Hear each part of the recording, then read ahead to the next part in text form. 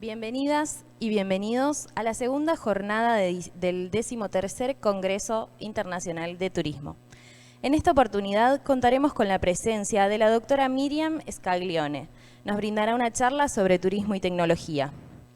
Scaglione es licenciada en Ciencias de la Computación de la Facultad de Ciencias de la UBA, magíster en Ciencias Cognitivas de la Escuela de Estudios Superiores en Ciencias Sociales de Francia, certificada en Base de Datos por la Escuela Politécnica Federal de Lausana, Suiza, doctora en Ciencias y magíster en Estadística de la Universidad de Neuchâtel, Suiza, y actualmente se desempeña como profesora en la Universidad de Ciencias Aplicadas y Artes de Suiza Occidental. También se ha distinguido como investigadora, logrando numerosos reconocimientos. La recibimos con un fuerte aplauso.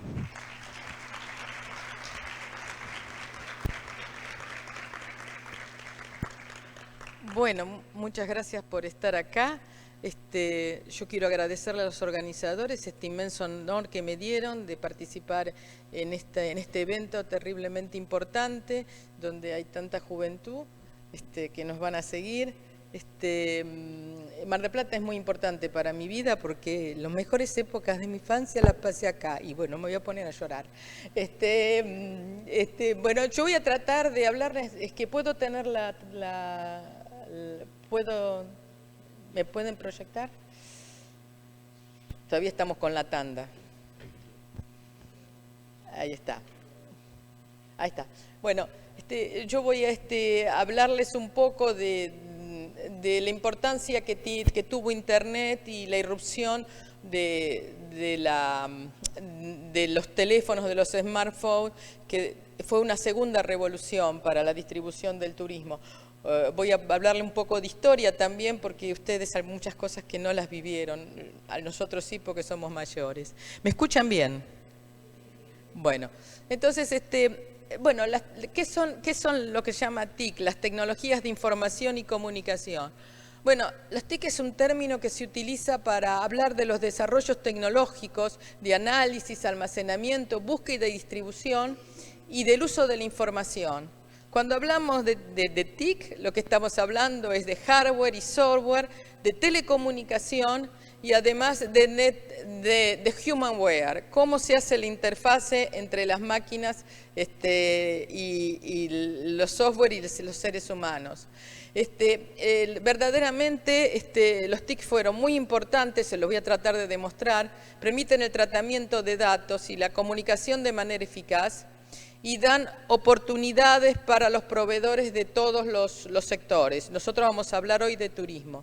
Además, proporciona enormes capacidades para los consumidores.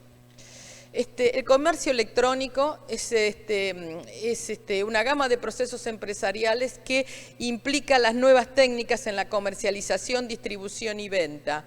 Entonces, puede mejorar el volumen de transacciones. Calculen usted que cuando comenzamos a tener Internet, tuvimos una agencia de viaje abierta 7 días, 24 horas, sin parar. Ustedes se despiertan a las 3 de la mañana y tratan de ver cuál es el precio del billete a Buenos Aires, no sé. Eso antes no se podía. Les voy a mostrar fotos para que vean cómo eran en tiempos atrás. Hay también intranet y extranet, que son diferentes protocolos que permiten diversos modos de comunicación. Y además los consumidores pueden hablar entre ellos y dar, dar rankings de un proveedor. Bueno, pero vamos a hacer un poco de historia ahora. Y la historia viene, cómo se organizó, cómo fue evolucionando las técnicas de información y comunicación. Tengo que alejarme del buffer, me dijeron. Entonces, fíjense, en los años 60, los sistemas de computación eran enormes. Acá tienen una foto. Todo era hecho, aquí está, todo, usábamos cintas. Bueno, yo no trabajaba en esa época. Usábamos cintas para guardar los datos. Después, en los años 70, hubo lo que se llama mini computing, pero como bien de mini no tiene nada. Eso eran los mainframe. Yo hice mi trabajo de licenciada de computación en estas máquinas. Las hacíamos con tarjetas perforadas. Si se caían las tarjetas perforadas nos poníamos a llorar porque tenían un orden. Acá hay cabezas que se mueven, creo que hay eméritos como yo. Después vinieron las computadoras personales, y ahí pude escribir mis memorias de máster en una Mac exactamente como esa. Y después vinieron ya la irrupción de Internet en los años 90 y finalmente ahora los smartphones, dicho rápido. Bueno, cuando uno quería un billete de avión, primero en los años 40 era porque era muy rico, y uno se vestía muy bien, iba al centro de New York, de Washington, iba a estos lugares a comprar los billetes. Y tenía que ir personalmente. Y estos eran los billetes. Ustedes por ahí no los conocen, pero cuando uno viajaba a Europa con este tipo de billetes, lo que hacía era ir a Casa Piano y hacer una copia autentificada de la fotocopia del billete, porque si usted perdía el billete, ya después no podía viajar, si se lo robaban. Entonces, después se fue avanzando. En lugar de ser a mano, era con impresora de margarita, como le decíamos. Y bueno, y el primer ticket electrónico, que es lo que ustedes usan ahora, lo que usamos todos, fue creado por Southwest, que fue una de las low cost que tuvo las primeras en Estados Unidos, y fue emitido en 1994, no hace tanto. Bueno, y como ayuda al medio ambiente se calcula que hay 50.000 árboles por año que se ahorran gracias a los e-tickets. De lo que no estoy segura porque uno lo imprime 50.000 veces, sobre todo los viejos como yo. Pero bueno, no importa. Después hay una historia de distribución turística. Fíjense cómo era la central de reservación. No estaba para nada organizado, eran fichas. Las agencias de viaje llamaban, el tipo se fijaba en la ficha, se utilizaban un poco más tarde los telex y se fijaban si había lugar en el avión. Eso era el control del inventario. Después ya fuimos avanzando. En el año 45 se hizo una central más o menos electrónica para los billetes. Esto fue en los años 50, el ancestro de British Airways tenía ese tipo de sistemas que era electromecánico. Ven, hay gente que atiende el teléfono, miren la cantidad de gente que trabajaba. Esto es Lufthansa en los años 60, con una central semiautomática. Entonces acá les puse los fases. Entre los años 45 y 50 vinieron los primeros ordenadores electrónicos. El primer ordenador electrónico fue el ENIAC y cuando lo ponían estaba lleno de válvulas y cuando lo ponían a funcionar toda la tensión de Pittsburgh donde estaba bajaba la tensión de la electricidad. Tanto tomaba y ahora tenía menos potencia que su teléfono. Ese ordenador, el primero. Entonces, el área que se utilizó era para los cómputos y era usuario único. O sea, era... Después, en los años 60 o 70, empezaron los mainframes, y los mainframes estaban ya directamente en la empresa, pero ya podían comunicarse varias personas de la empresa. Después, en los años 75-90, empezaron a haber los sistemas de host, con protocolos de comunicación, y ya, esto es muy importante, en ese momento pudo haber comunicación entre las empresas. Fíjense que el turismo es una industria que depende forzosamente de la información, es una industria que se basa en la información. Así que el problema de poder comercializar, de hacer redes, de poder unir los prestatarios con los consumidores es una cosa fundamental en nuestra industria, perdón, en nuestro sector, porque el turismo no es una industria, es un sector, porque tiene diferentes productos, como dijeron ayer la secretaria de turismo, está el transporte, está el alojamiento, están los restaurantes, entonces es un sector, porque no hay un único producto. Entonces esto fue multiusuario y después de los años 90 empezaron las redes, la comunicación entre empresas y la comunicación distribuida. Y ahí cuando empezó Internet. Bueno, entonces algunos hitos importantes en lo que es la historia del e-turismo. El término e-turismo fue acuñado por la Asociación de International Travel, bueno, no me lo, es la IFIT, donde yo soy miembro. Y fuimos nosotros que inventamos el término en el año 96. La primera fue en el año 49, se creó la Sociedad Internacional de Telecomunicación y Aeronautique, que fue fundada y todavía existe en Ginebra. Fue la primera asociación que podía facilitar las comunicaciones entre los diferentes operadores. Después, en los años 60, se pudo implantar el Computer Reservation System para las grandes cadenas de hoteles. Las cadenas de hoteles tenían una sola central de reservación, y como NH, por ejemplo, y entonces uno podía comunicarse y estaba una central de reservación única. Y después hubo los distribuidores globales, que todavía existen y son muy importantes. Por ejemplo, cuando ustedes viajan con Iberia, les van a dar un número de ticket y es el número de reservación Amadeus que tienen que tener. Todavía existe, ahora les voy a mostrar. Y después de la mitad de los años 90 empezó a estar Internet y todo el protocolo de WB, que fue creado en Suiza. Entonces, acá un poco la historia de CITA, pasado rápidamente. Es una sociedad que todavía existe, está en Ginebra, se ocupa del 95% de las destinaciones internacionales de los aeropuertos.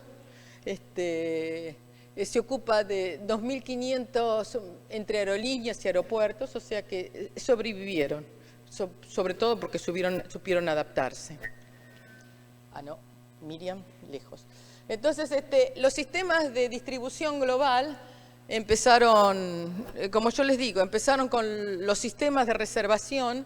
Los primeros que comenzaron fueron las aerolíneas. Las aerolíneas siempre estuvieron a la vanguardia del desarrollo electrónico, porque, bueno, es un negocio totalmente, forzosamente, el negocio aeronáutico es descentralizado. Entonces, después, una vez que crearon estos sistemas, se incluyeron la comunicación a las agencias. Y ahí fue la época que empezaron a pagarles a las agencias para vender los billetes de avión. Ustedes se acuerdan, las agencias hasta los años 90 recibían un porcentaje del billete de avión que se los vendía. Y entonces ahí se pudieron comunicar. Después, ¿para qué servía esto? Bueno, esto es muy importante porque servía no es solamente un problema de inventario, de poder vender la sobrecapacidad. Con el tiempo se volvió un elemento de marketing y además de poder fijar los precios. Y después, bueno, están los sistemas de reservación que en principio eran solamente accesibles a los propios hoteles, a las cadenas de hoteles, pero después se abrió a los oficios de turismo locales y a las agencias de viajes. Bueno, el Global Distribution System, Amadeus, etcétera, fueron verdaderamente los primeros canales de distribución electrónica que hubo en nuestro sector, en el sector de turismo. No hay que pensar que la distribución electrónica comenzó con Internet. Esto es un error. Ya comenzó antes, desde que la complejidad tecnológica del hardware lo permitió, se empezó. Después, bueno, vamos a ver lo que pasó con Internet. Bueno, entonces yo se los puse acá para que vean la complejidad que tiene el sistema y las vueltas que uno puede dar. Por ejemplo, acá está el consumidor, acá está el cliente. Hay una manera de poder reservar una habitación que es: ustedes van al hotel y van directamente y reservan. Este es el canal directo. Después tienen otra manera de hacerlo, que es, en lugar de ir directamente al hotel, bueno, por ejemplo, van a la cadena. Yo quiero venir al Hermitage, llamo a la cadena NH, en mi caso, por ejemplo, en Ginebra, lo reservo y con esto llego a la propiedad. En el medio hay muchas cosas. Están estos sistemas de reservación, porque la gente de Ginebra tiene que saber si acá hay lugar en el Hotel a Mar del Plata, en el Provincial. Y después hay sistemas que permiten, que esto es la parte de atrás, el back office, los sistemas que permiten verdaderamente tener la idea del control de los inventarios. Y esto es el Proper Management System. Esa es una vuelta. Después, estos son distribución directa, distribución por cadenas, y después se crearon, gracias al desarrollo de Internet, todos estos intermediarios. Y estos intermediarios son los OTA, Online Travel Agency, en buen español, las plataformas como en esa época no se decía plataforma. Los distribuidores como Booking, etcétera, que ustedes utilizan, supongo, que están acá, y estos forman una intermediación. Fíjense, acá yo estoy desde cuando hago algo directo, quiere decir, o entro al hotel, como hice yo al Hotel Iruña. Yo entré al Hotel Iruña y pregunté, ¿tienen una habitación? Sí, bueno, me quedo. Eso todavía existe. Después les voy a mostrar datos. O si no, voy al sitio web del hotel. Eso también es directo. No hay ningún intermediario. Yo voy al sitio del hotel y reservo el hotel. Y eso fue la gran ventaja de Internet. Antes, cuando uno, en los años 60, cuando uno quería viajar, iba a la agencia de viaje y decía, quiero irme a Suiza un mes, fenómeno. Entonces le sacaban revistas y le mostraban, está este hotel, y uno miraba fotos del hotel y la agencia de viaje decía, ¿y cuánto sale? Bueno, espere, voy a mandar un telex. Entonces la agencia de viaje mandaba un telex, al otro día ustedes tenían el dato. Había un intermediario que era la agente de viaje. Si ese hotel no tenía una red de agentes de viaje en todo el mundo, no iba a estar nunca distribuido. Entonces había un intermediario. ¿Qué pasó con Internet? Cuando yo creé mi sitio web, todo el mundo tuvo acceso al sitio web, en cualquier lado que estuviera. Entonces ya no hubo intermediarios. Yo, con mi sitio web, llegaba a cualquier persona del mundo que tuviera una conexión a Internet. Y eso se llama la desintermediación. Cuando se crearon las OTA, las Online Travel Agency, vinimos a una etapa de intermediación. Porque ya no era hotel, consumidor, era hotel, OTA, Online Travel Agency, Booking, Expedia, etcétera, consumidor. Entonces, la primera fase que hubo de Internet, que era la desintermediación, se volvió una intermediación. Y yo no sé cómo, estoy segura que es lo mismo acá, pero políticamente no sé cómo lo viven, pero en Europa tenemos grandes problemas por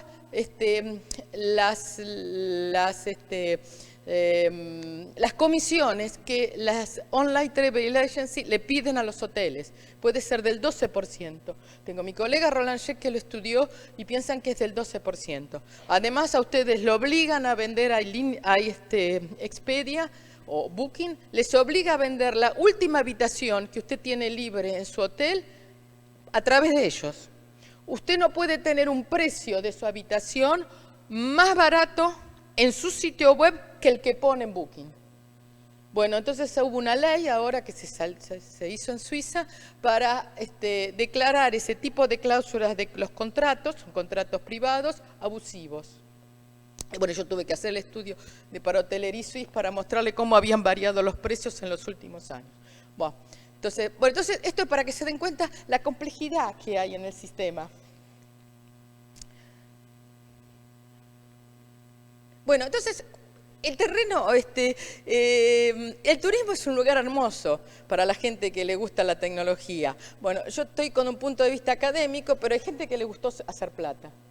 Entonces, ahora yo les voy a mostrar algunos de los grandes jugadores, empresas que fueron jóvenes, digitales, y el valor que tuvieron en el mercado bursátil en comparación con nosotras mayores, tradicionales. Los datos que les doy del valor bursátil son de antes de la pandemia. Bueno, Expedia que fue creada por Microsoft en 2011, la valor bursátil es de 20.300 millones de dólares. Después Expedia compró HomeAway, esto puedo hablar horas, pero no voy a hablar. De la utilización de para hotelería en las plataformas de hotelería, esto parece para otra vez, y la cotización de HomeAway es 2.900 millones de dólares. Otra, Booking, allá arriba, que pertenece a Priceline, fue creada en 1997, la cotización de la bolsa era antes de la pandemia 88.000 millones. Uber, la cotización bursátil antes de la pandemia, se creó en 2009, estamos hablando de, estas son del siglo XXI, y la cotización bursátil son más de 60.000 millones. Hyatt, una empresa tradicional, creada en el año 57, la valor bursátil 7.000 millones. contra 20.000 millones de Expedia. Fíjense, Hyatt tiene 250.000 habitaciones en todo el mundo.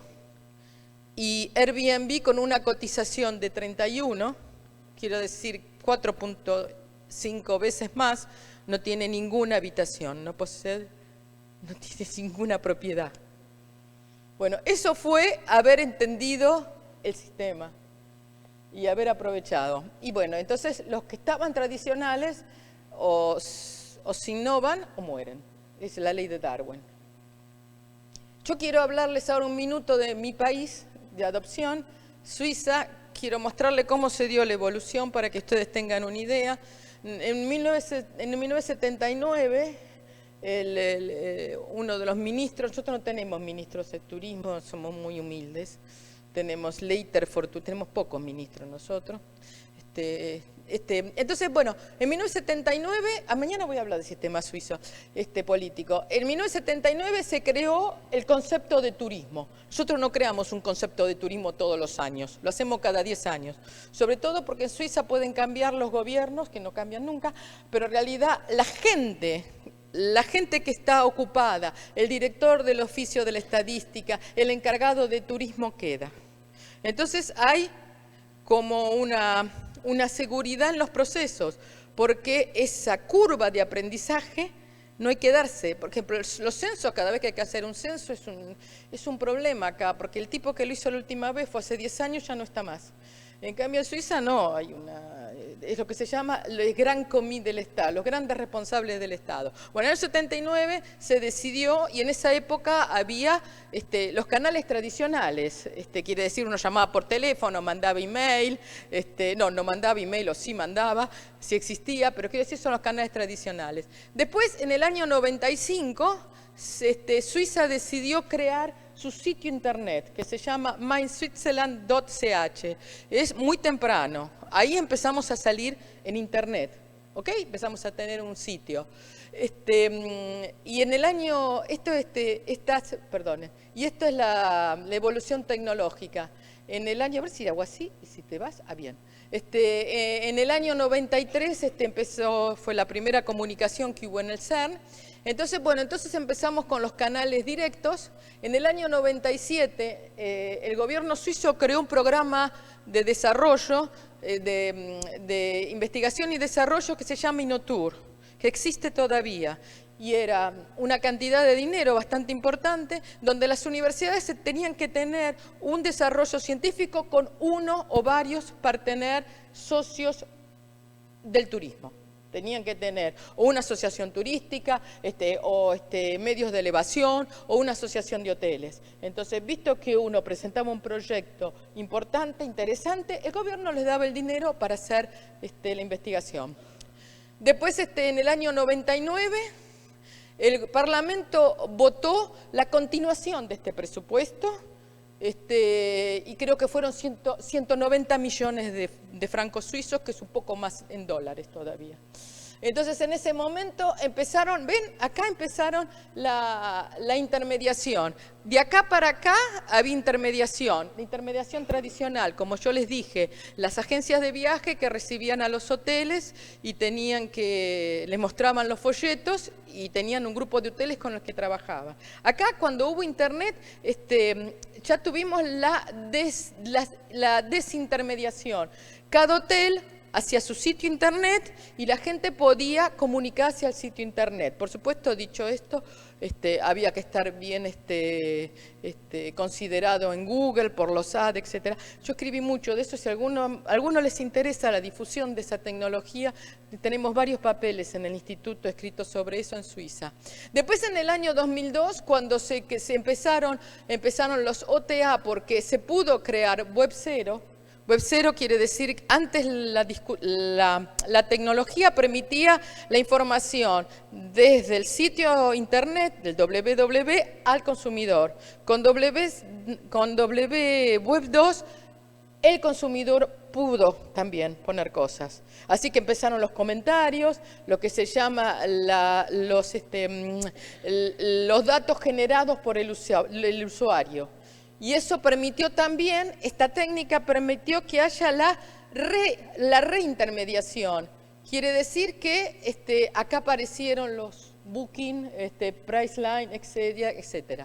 Bueno, después aparecieron la técnica del Semantic Web, que lo que les permitió fue tener grupos, plataformas de búsqueda, de metabúsqueda. Por ejemplo, Trivago, Kayak. Ustedes van y buscan, entonces después le dicen, bueno, este es el valor más barato, este es el viaje más corto, etc. Eso fue a partir de 2006. Son desarrollos tecnológicos en informática que permiten el avance del e-turismo. Y después, bueno, ahora estamos en el momento, en 2007, empezó la convergencia tecnológica hacia los smartphones. Y esto aceleró ¡oh! Se volvió loco. Y yo dije aceleró y se pensó que era una orden. Aquí está. Vamos a hacerlo despacito, claro. Bueno, acá les voy a mostrar, esto es la distribución, es una encuesta que estamos haciendo en el instituto, es mi querido colega Roland Sheck que la hace, desde 2002 hacemos una encuesta, o sea que ya somos viejos, ¿vieron? Hace 20 años que hacemos la misma encuesta a los hoteles y son los únicos datos que existen en Europa verdaderamente dignos de confianza, donde le preguntamos a los hoteleros, siempre hay 200, 250, 290 que contestan en Suiza. Así que nosotros consideramos que es como un panel. Cuando salió la ley Booking, uno de los motivos que tuvimos que dar al Parlamento fue esta encuesta. Y mi colega me escribe y me dice, che, en la NZZ, que es el diario, como yo dijera, no sé, La Nación, un diario muy importante en Suiza, de lengua alemana, por supuesto, dice, el CEO de Booking habla sobre nuestra encuesta y dice que tiene errores en el muestreo. Así que me dio gracia, porque cuando hay errores en nuestra encuesta, cuando va bien es la encuesta o mi encuesta, pero bueno.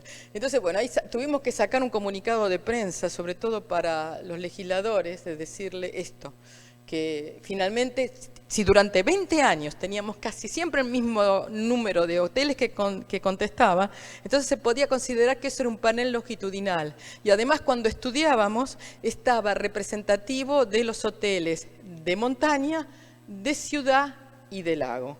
Entonces salimos adelante. Bueno, esto fíjense, el azul son las vías directas. Vías directas ahora quiere decir email, teléfono, fax, y walk-in. Entonces, ustedes ven como al principio disminuyeron y ahora se mantienen estables. La segunda, que es distribución online, quiere decir con intermediación. O son los Global Distribution System o son los OTA. Bueno, fíjense, esto es el color, este es el color anaranjado. ¿Ven cómo va creciendo? Pero fíjense que esto se va perfectamente estandardizando en 36%, 33, 36%, ahí mi cuerpo, mi corazón se mueve. Pero yo les quiero decir, nosotros que somos viejos, cuando mirábamos esto en 2005 con solamente 4 observaciones, cuando mirábamos esto, y acá en 2014 yo me mandé un forecaster diciendo que las OTA iban a dominar el mercado, todo el mundo se agarraba la cabeza. Y bueno, y me equivoqué porque después todo se plafonó, se tomó un techo, una meseta, se amesetó, como dicen en español. Pero yo siempre digo que un forecaster es un tipo que pasa la mitad de años haciendo previsiones y la otra mitad explicando por qué se equivocó. Entonces me agarraron en la segunda mitad ustedes ahora. Bueno, entonces la convergencia quiere decir que veníamos de todo, mirábamos la televisión, teníamos juegos, qué sé yo, Super Mario, teníamos la microcomputación, la Commodore, yo tuve una Commodore, después tenemos los ordenadores, después tenemos la radio y la televisión con las cosas de streaming, ¿ven? Los VHS, cuando éramos jóvenes íbamos al videoclub a buscar la cinta de video para el fin de semana. Y había ofertas, 2 cintas por una, etc. Después la telefonía, hoy, los teléfonos, ¿ven? Estos teléfonos, hasta que, bueno, y ahí estos son los juegos. ¿Ven? Y todo converge en algo que es algo que se llama teléfono, smartphone. Eso es muy importante, es extremadamente importante para el turismo también. Fíjense cómo los otros adminículos que teníamos se dejaron de vender por el smartphone. No sé si alguien tuvo un iPod, pero estábamos muy contentos cuando teníamos un iPod. Ahora hay gente que usa iPod, pero para ir a correr porque no quiere que le roben el teléfono. Pero en realidad todo bajó, las cosas para hacer los juegos, etcétera, los MP3 Play, todo bajó. Y aumentaron los smartphones, que verdaderamente tenemos todo embarcado, toda nuestra vida, hasta las vacunas, los bancos, todo. Bueno, entonces lo que se ve es que los ciclos de innovación se fueron acelerando. Por ejemplo, la radio duró 38 años, los primeros mobile duraron 27, Internet 17. Entonces, por ejemplo, Google duró, Google, la red social duró menos de un año. Los ciclos de innovación se van acelerando, cada vez la tecnología va más rápida y se cambian. Lo que hizo la historia de tener toda su vida embarcada en el teléfono fue que pudimos tener Internet en todos lados. Cuando Internet se pudo meter en un teléfono, en lo que se dice la ubicuidad, pudimos estar conectados en Internet, en las redes sociales, de todas maneras, en cualquier lado que estemos, a todo momento. Y eso es un cambio fundamental. ¿Cuáles fueron los aceleradores de esta digitalización? Bueno, fueron los cables que pudimos tirar por abajo de los mares. Hay uno que llega a las Toninas, ahora uno nuevo, que llega a las Toninas acá. Fue la miniaturización de los chips, de la potencia, de la potencia de hardware. Hay el Internet of Things, etcétera, la disminución masiva del precio y el aumento de la potencia de cálculos. Los servicios de traducción, ahora tenemos chatbot, cuando uno habla no sabe si habla con una persona o habla con una máquina. Yo tengo un sistema de escanaje de mis cartas en Suiza y cada vez que mandaba un email me contestaba Samira y yo no sabía si Samira era una máquina o era una persona. Después me enteré que era una persona, pero ya uno no sabe si es flu. Bueno, entonces ahora no quiere pasar.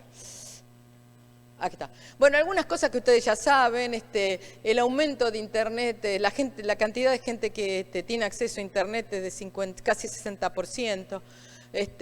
La gente pasa más de 6 horas mirando Internet y hay 92% de los que consultan Internet que lo hacen con el teléfono en el mundo.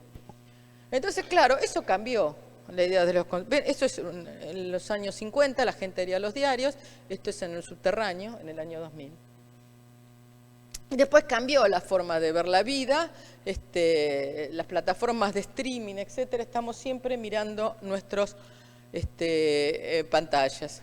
Algunas cosas interesantes es ver la distribución, estos son datos del año 21, cuál es la distribución entre minutos por día que se le dedica y ven el negro es tradicional y el rojo es digital. Ven que en algunos países el digital es más importante que en el tradicional, en Estados Unidos, en Inglaterra, Canadá, etcétera. Quiere decir que el acceso a la información a través de los teléfonos es muy importante.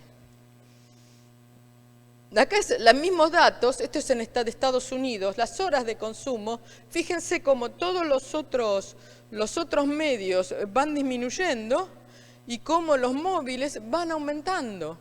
Quiere decir que la utilización del móvil es extremadamente importante. Entonces, la pregunta es esta.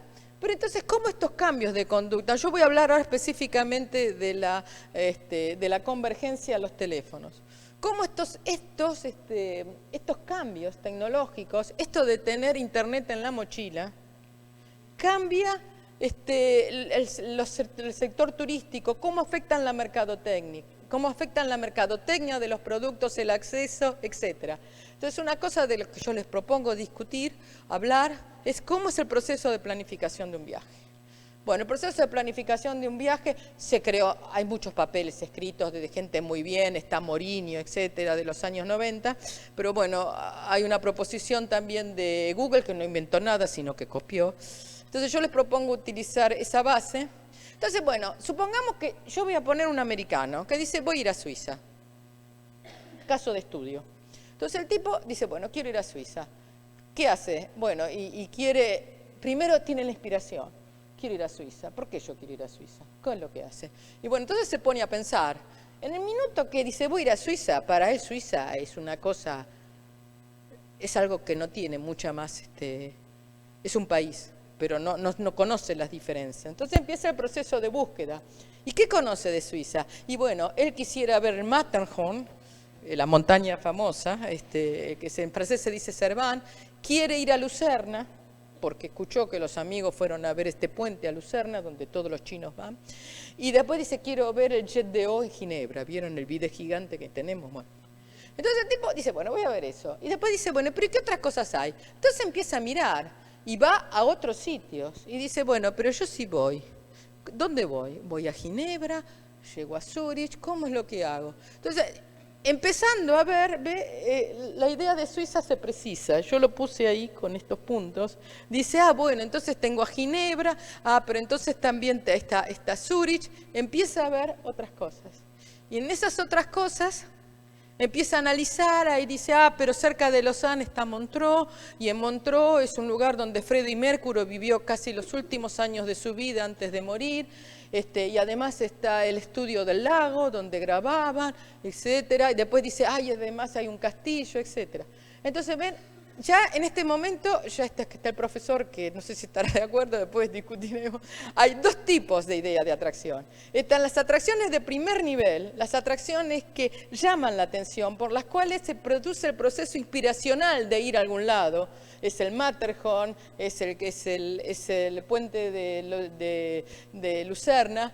Y después hay de segundo nivel, las cosas que se descubren cuando uno empieza a pensar ahí ese lugar.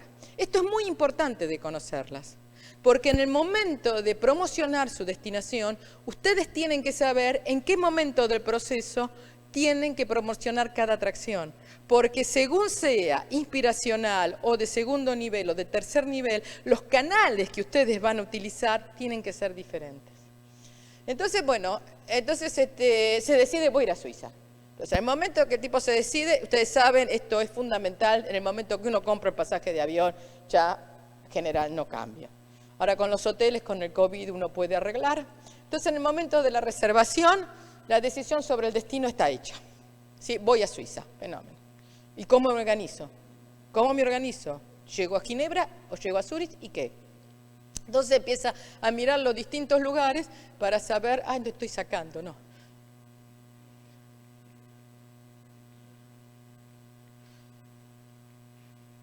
No me vas a hacer subir. Bueno, entonces tiene que organizar el viaje. Entonces, con la Universidad de San Gall, entre otros, estamos tratando de ver cuáles son los procesos, los distintos itinerarios. Y hay distintos itinerarios. Uno puede ir y quedarse, como cuando yo era chica, veníamos a Mar del Plata, veníamos 3 meses, viajábamos, nos quedábamos 3 meses y chao. Bueno, a veces íbamos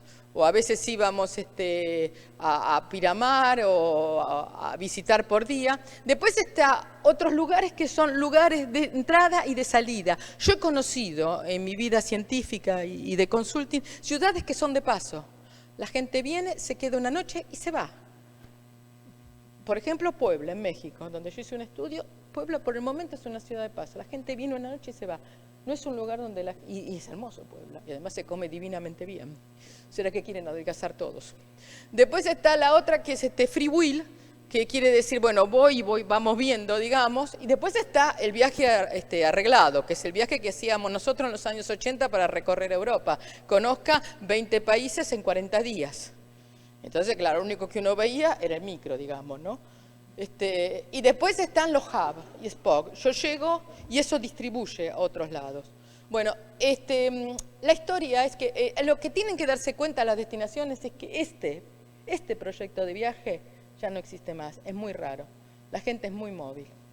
Y entonces después tenemos acá, esos hacen distintos tipos de derroteros, de flows, de trayectorias. Y nosotros, lo que estamos estudiando ahora, de hace ya 4 años, es cómo encontrar, utilizando herramientas matemáticas más o menos sofisticadas, algunas muy sofisticadas, cómo podemos encontrar los patrones generadores de cuáles son las trayectorias típicas. Y es que las podemos calificar.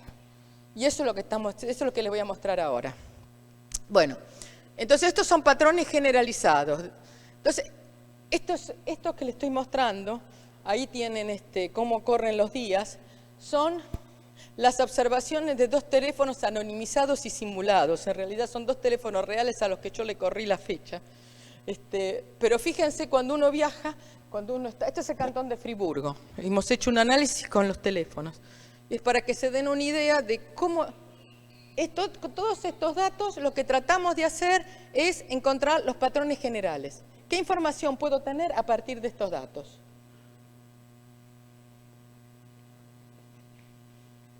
Aquí está. Bueno, una de las cosas que puedo hacer, que es la más simple, es decir, cuántos teléfonos llegan a cada destinación. Acá no se ve, pero acá está dando vuelta, acá tengo cada 12 horas cuántos teléfonos llegan. Ven, y los colores cambian porque me dice, esto es el cantón de Friburgo, cada una de esas provincias, digamos, son destinaciones de Friburgo y me da la información de las frecuencias. Pero esta es una parte de la historia.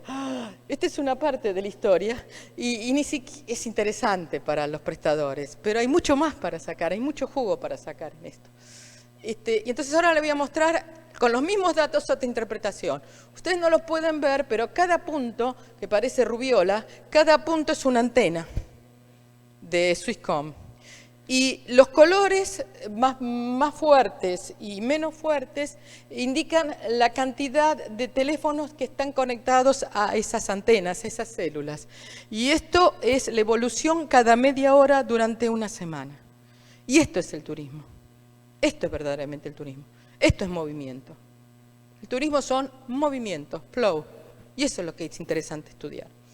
Así que, bueno, como son movimientos, la gente se mueve. Pero la gente se mueve y no se mueve solamente. La gente se comunica. Entonces dice, bueno, mamá, llegamos, WhatsApp. La otra es, me voy a fijar dónde puedo ir a caminar, cuál es la randonnée que puedo hacer en este lugar. Entonces me fijo en los sitios de randonnée, busco los mapas. Después dice, tengo hambre. ¿Dónde puedo ir a comer? Voy a TripAdvisor. ¿Dónde están los restaurantes más cerca, más baratos y con mejor notados? Y después digo, bueno, me fijo en el meteo. ¡Ay, va a llover! ¡Huyamos! ¡Huyamos! Entonces ahí digo, voy a cambiar, no voy a ir más a Friburgo. Me voy a Ticino, en el sur de Suiza, donde hace buen tiempo, porque me fijo y a buen tiempo. Entonces, ¿qué hago? Anulo todo, compro otro pasaje de tren, lo cambio y me voy. Entonces, bueno, te voy a decir, mamá, no vamos más a Friburgo, nos vamos directamente al Ticino. Y llego al Ticino y mando la selfie a la familia. Estos son los viajes hoy. Y ahí hay mucha información. Hay una información que es la que yo puedo estudiar, la otra quedará para su generación, que son la parte de geolocalización. Y ustedes también pueden agregar después la parte virtual. Entonces,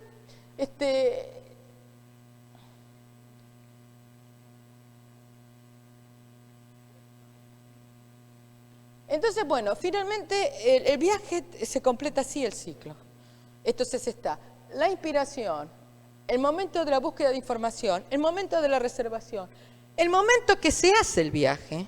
Y es después del viaje, porque después del viaje uno sigue. Yo tengo amigas mías que siguen publicando, y esta es la foto que tuve en las Rocallosas en el año 2007, ¿vio?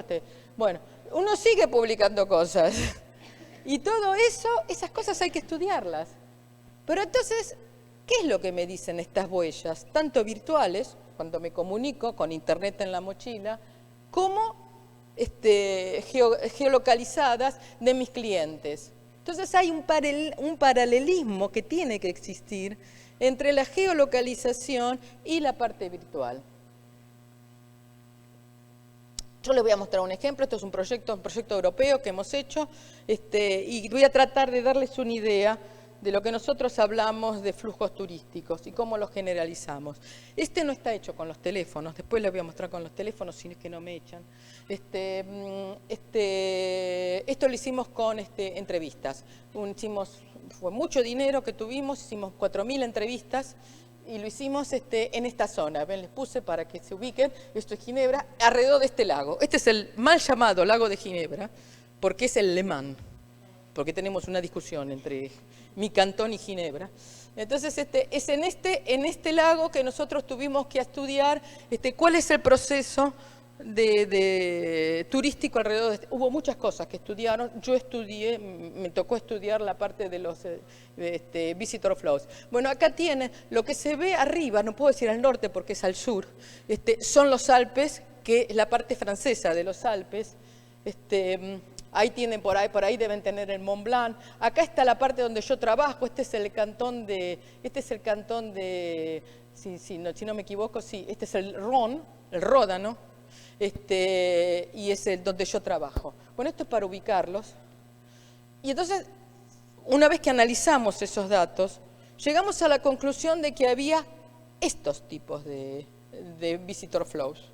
Entonces, lo que ustedes ven acá lo pueden consultar por internet, los mapas están puestos en internet, se pueden ver, este es el primer flujo que encontramos. Esto, desde el punto de vista matemático, la técnica no es extremadamente difícil. Vemos, este primer flujo son los flujos turísticos internacionales. ¿Y por qué? Es una interpretación que hicimos después, que quede claro. Porque hay dos atracciones que son atracciones de primer nivel. Es el famoso puente de Lucerna, que yo no sé qué le ven entre nosotros, y el Matterhorn. Y la gente viene de Zúrich y recorre este lugar. Esos son los lugares que el turismo internacional les interesa alrededor del lago de Ginebra. Bueno, este otro módulo que hemos encontrado analizando los datos de la encuesta, se refiere a los flujos franco-suizos en torno de Le Mans. Esto es más cabotaje. Es la gente que vive, que cruza, nos vamos a Evian, algunos se van a jugar al casino, otros van a hacer compras. Ese es otro de los flujos. El tercero de los flujos es el flujo internacional, pero basado en el cruce entre Suiza y Francia. Entonces tenemos acá Chambéry, toda la zona del Mont Blanc. Después tenemos, este fue el que más me gustó. Encontramos un circuito cultural. Fíjense que esto sale matemáticamente, no, es un problema matemático, o sea que es cabezón, ¿vio? La matemática es cabezona, uno no puede discutir contra la matemática. Entonces, fíjense, esto es muy interesante porque estos están centrados en estos lugares. Y en estos lugares hay un castillo que es hermoso, es el castillo de Chinon, que era el castillo de los reyes, de los duques de Savoie, nunca llegaron a ser reyes. Después tenemos el castillo de la Gruyère. Y después, acá hay lo que yo interpreto como una señal débil, feble, de una tendencia a ir a la Chaux de Fonds. ¿Ustedes saben lo que es la Chaux de Fonds? Le Locle es el lugar donde se fabrican los relojes. Ahí está la fábrica Tissot, por ejemplo. Y fue nombrado Patrimonio de la Humanidad, de dos maneras. Por la ciudad está hecha en cuadrados, no como La Plata, pero como New York, porque se quemó en el año 2012 y la volvieron a hacer en cuadrados. Y además como patrimonio intangible de la humanidad por el saber relojero suizo. Así que ahí está el museo y ustedes pueden ir y hacerse su propio reloj. Después esta también me encanta, es el cantón donde yo trabajo. Fíjense, este cantón donde yo trabajo, la gente se queda en el cantón. Esto es increíble, quiere decir que no están verdaderamente, salvo por el Matterhorn, que también está en el cantón donde yo trabajo, la gente se queda en su propio destino. Este es un caso muy interesante. Y después al final, con este modelo matemático, podemos más o menos calcular cuál es el porcentaje de flujo que van de un módulo al otro. Bueno, esto es para convencerlos que en realidad uno piensa que la gente va a todos lados y que se mueve, pero que hay una regularidad que tiene algunas evidencias matemáticas, por lo menos, si no empíricamente probadas, podemos decir, empíricamente observadas y descriptivas, que la cosa existe. Y esto es muy importante, porque entonces ya no voy a marketear mi destinación de la misma manera. Yo voy a saber cuáles son las oportunidades que tengo de que un turista que sea del módulo internacional venga a mi destinación, porque es eso lo que me interesa, que la gente venga, que consuma. Y esto puede dar información. Bueno, entonces cuando estas cosas lo que pasa es que las hacemos con encuestas, entonces son cosas que están hechas después voy a mostrarles las preguntas que hay que hacer. Ahora yo les voy a mostrar los resultados, algunos resultados que tuvimos con los teléfonos, cuando tuvimos este hermoso juego de los teléfonos suizos. Entonces, las cosas que se pueden responder con este tipo de aproximación científica que yo les estoy mostrando es por dónde sale, por dónde entra, por dónde van y por dónde raramente va la gente. Después, qué atracciones visitan durante su estancia, puedo hacer una segmentación como yo ya les mostré. ¿Dónde va la gente cuando llueve? No voy a tener tiempo de mostrarlo, pero hemos hecho estudios sobre Ginebra y Ticino, y pudimos calcular, bueno, eso no lo voy a decir hoy, si no me tengo que quedar a vivir acá, hasta dónde pueden llegar los turistas en función de las circunstancias, por ejemplo, por mal tiempo.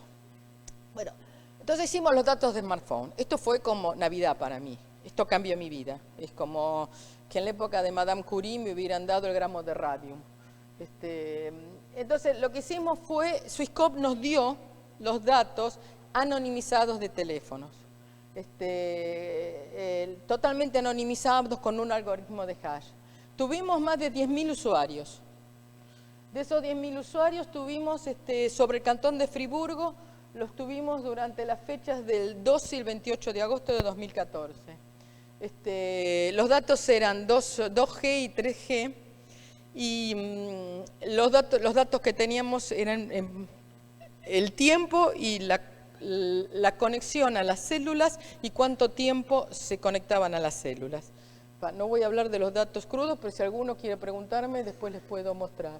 Bueno, entonces ahora yo lo llevo de Ginebra al cantón de Friburgo. ¿Ven que se vio rojo? Ese es el otro cantón. Una de las cosas que se puede hacer, nuestros estudios los hacemos sin tener en cuenta la posición geográfica. ¿Está bien? Los métodos matemáticos que nosotros utilizamos no tienen en cuenta la posición geográfica. Lo único que tenemos en cuenta es la red, el grafo. De dónde fueron, a dónde fueron y cuánto tiempo se quedaron. De esa manera. Después, cuando queremos saber si la pifiamos o no, ahí lo ponemos en el mapa. Pero la posición geográfica no está incluida en el modelo matemático que utilizamos. Este trabajo lo hago con mi querido amigo Rodolfo Baggio de Bocconi University de Milano. Bueno, miren, hay una estructura que se puede sacar que se llama la de moñito. Entonces ustedes estudian, cada punto es una antena. Entonces nosotros sabíamos las trayectorias de la gente que se había quedado solamente 1 hora en Friburgo, de la gente que se había quedado mediodía en Friburgo, y de la gente que se había quedado más de un día. Fíjense, los puntos de entrada están acá en color, pues Dios, no. Ahí está. Los puntos de entrada están acá. Estos son los puntos de entrada. ¿Ven? Cuanto más tiempo se queda, menos puntos de entrada hay. Estos son los puntos centrales, quiere decir las antenas que visitaron durante la permanencia. Fíjense, a medida que el tiempo de estadía pasa, cada vez hay más antenas. Acá tienen los porcentajes, ¿ven? En el primer caso, cuando es 1 hora, es la gente que está atravesando el cantón. Entonces hay solamente 60% de centrales. En cambio, cuando se queda un día, son 95% de las antenas que son centrales, y en el último caso son 98%. ¿Ven? Estos son los puntos de entrada, los puntos de salida, y acá son los puntos no conexos. Bueno, ven, esto es una realidad. Cuanto más tiempo la gente se queda, más la definición matemática por grafos es distinta. Bueno, y ahora para mostrarles, esto tienen que mirarlo porque es una animación, espero que funcione. Estos son los valores centrales de 1 hora y 3 días. Eso, cada punto es una antena que está pensada como central. Ahí las rojas son para 3 días. Ven que cuando tengo 3 días quedan lejos de los SACs, los ejes de la autorruta y del tren. ¿Ven? Entonces después, si se apura, después voy a ponerle el nombre de las atracciones y ustedes van a ver que las antenas rojas coinciden con el número de las atracciones. ¿Ven? Mientras que las azules no tienen nombre de atracciones porque están cerca de las autorrutas. ¿Ok? Bueno, y acá están las... a partir de esto también puedo calcular la importancia de las atracciones. Bueno, entonces esto lo hicimos con los teléfonos, hay muchas cosas más, pero no las puedo presentar todas. Después tuvimos que hacer una encuesta sobre el impacto económico del turismo. Y tuvimos que hacer 1.736 encuestas. ¿Ven? Que sacar gente a la calle a hacer esto. Entonces hicimos la pregunta de las variables tenidas en cuenta, el país de residencia, el código, la duración de la estancia en el cantón de Friburgo, en qué municipio se alojaba, los lugares que había visitado, el lugar donde le hacíamos la encuesta, porque las encuestas las hacíamos en las atracciones, y los lugares, y el lugar donde pensaban ir. Y haciendo esto pudimos hacer estas trayectorias típicas, generalizadas de la manera siguiente. Estos son turistas. Lo que ustedes ven acá son el lugar de donde salieron. Fíjense, el lugar de donde salieron son lugares que están en el cantón de Friburgo porque son turistas, quiere decir que duermen. 5 minutos más, 10, ok. Entonces, ¿ven? Entonces, acá tienen, ¿ven? Entonces, acá les puedo mostrar los visitor flows, ¿ven? Acá ven que hay una atracción que es el papiorama, que es como una especie de hub. A partir de ahí se despachan, la gente entra ahí y a partir de ahí se distribuye. Lo mismo que esta otra. Estos son para los turistas. Fíjense, estos son detalles que no voy a... Bueno, y otra cosa que podemos hacer, como siempre, es ver cuál es el transporte, la transferencia entre un módulo y otro. Ahora, esta es otra cosa que se puede hacer con estos datos. Utilizando estos datos pudimos clasificar las atracciones para cada módulo. Pudimos saber cuáles eran las de primer nivel, cuáles eran las de segundo nivel y cuáles eran las de tercer nivel. ¿Por qué es interesante esto para el gestionario turístico? Porque entonces sabe en qué momento tiene que marketizar de la planificación turística, puede hacer el marketing de estas atracciones. Después, no puse las... Bueno, creo que no puse los turistas. Bueno, aquí están los excursionistas, los day trippers, la gente que viene por un día. Fíjense, la gente que viene por un día durmió mucho más lejos, como usted puede ver. Están distribuidos en toda Suiza, bueno, cerca de Suiza. Y acá tienen los módulos. Ven, el papiorama sigue siendo un hub. Y acá pude pasar las transformaciones. Ven, fíjense, en los excursionistas, según los clústeres, los módulos que tenga, la distancia recorrida de diámetro es 44 o 35, mientras que para los turistas es mucho más cerca, es 10, es normal, la gente está ahí. Y estos datos salen del modelo matemático que nosotros utilizamos. Bueno, creo que Bueno, ¿por qué es importante esto? Y este es mi caballito de batalla porque soy fanática de los de Sangal. Esto llama la atención y yo quiero, ustedes que van a ser del futuro, espero convencerlos, ¿qué es una destinación turística? La idea de destinación turística generalmente, en general, para el gestionario es esto. Yo tengo un territorio, tengo flujos de entrada, energía y tengo flujo de salida. Y todo queda en mi territorio. Pero yo vengo a demostrarles que las cosas no son así. Que hay transferencia entre unas destinaciones y otras. Entonces, posiblemente habría que utilizar el modelo de mi amigo, el profesor Fischermayer. A ver si... Ahí está. Yo tengo trazas espaciales. Yo tengo trazas virtuales. Acá tengo el territorio. Pero esas trazas virtuales y esas trazas espaciales me están diciendo que la geometría de mi destinación no es una geometría física. Es decir, ¿qué es lo que determina una destinación? Generalmente son los bordes políticos, es decir, es una comuna, es un conjunto de comunas, es una provincia. Y bueno, pero por ahí el turista no sabe qué está pasando de una comuna a la otra, por ahí habría que evolucionar. Entonces, por ahí yo tengo que tener como en el avión, usted sabe, en el avión uno habla de geometría variable, por las alas del avión. Son siempre las alas, pero las alas del avión, cuando el avión está decolando, tienen una forma, cuando vuela tiene una forma y cuando va a aterrizar es otra. Y siempre la misma ala. Bueno, las destinaciones turísticas tendrían que estar consideradas de esa manera. Según sea el flujo turístico que yo tengo, son los prestatarios y los arreglos que tengo que hacer en orden del business cambia. Entonces tengo que trabajarla por layers. Un layer de marketing, otro layer de información, un área de marketing. Bueno, era esto otro de los mensajes que yo quería dar. Y yo creo que ya estáis llegando al final. Entonces, quiero convencerlos para ver si hay candidatos a PhD. La utilización de la teoría de las redes puede ayudar a comprender la relación virtual y física de una destinación. Estos datos que se tienen pueden mostrar las peculiaridades de la interpretación y puede ser muy interesante ver el movimiento así generalizado de las personas, cómo la gente consume mi territorio y ver que llega de otro lado y por ahí se va a otro lado. Y no que se queda ahí. El stay no existe más, como se los dije, muy raro, no existe más, es muy raro. Entonces, esto puede servir para la mejor producción de nuevos, de proposición de innovaciones y nuevos productos, porque podríamos tener más información sobre la preferencia de los viajeros. Entonces, este ecosistema que yo dije así, ¿cómo va a ser en el futuro? Bueno, esta es la proposición de mi amigo Dimitrios Bujalis.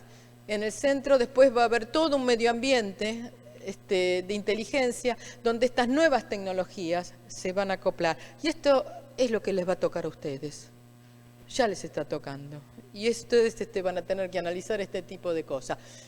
Joróvense, en mi época era más fácil. Entonces, bueno, algunas sugerencias para el futuro. La digitalización presenta retos a la formación profesional y académica. Hay que tener nuevas competencias.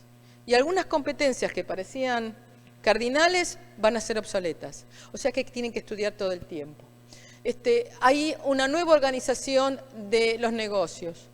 Hay una estrategia que se va a crear, por esto que yo le estoy diciendo, que una destinación no termina en el borde del periférico de la capital federal, por decir algo, la General Paz, sino que es una estrategia simultánea que tengo que hacer con la gente que está alrededor, que son a la vez mis competidores y mis cooperadores. Entonces hay que tener una organización de negocios dual. Y bueno, entonces, ¿cómo vamos a hacer nosotros, pobres, que nos toca esto tan complicado? Ustedes se preguntan, yo ya no, porque estoy del otro lado. En investigación y desarrollo. Bueno, es muy simple.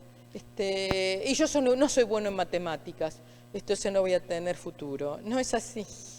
Esto es cierto que se va a necesitar gente que conozca el hecho turístico y que tenga una vocación de data análisis. Esto es mejor que lo hagamos nosotros, que lo hagan los informáticos que no entienden nada y después sacan conclusiones que no tienen ningún sentido. Entonces, bueno, va a haber gente que va a tener que tener esta posibilidad. Pero hace falta otra gente. Hace falta gente que tenga el don de hablar con el sector turístico y decir cuáles son sus necesidades, qué es lo que usted necesita. Eso es muy importante, saber hablar con el sector y hablar y hacer un lenguaje común.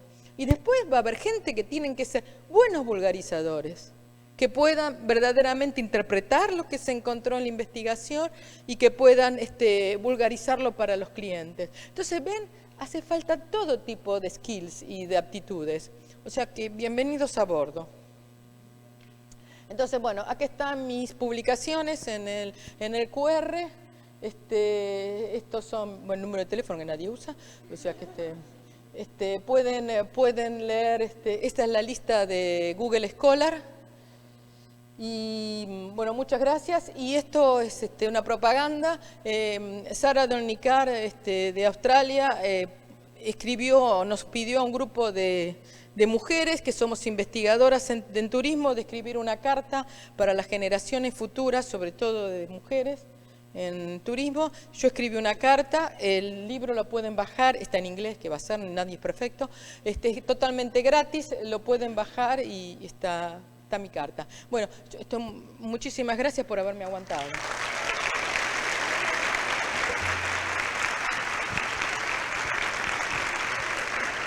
Agradecemos a la doctora Miriam Scaglione.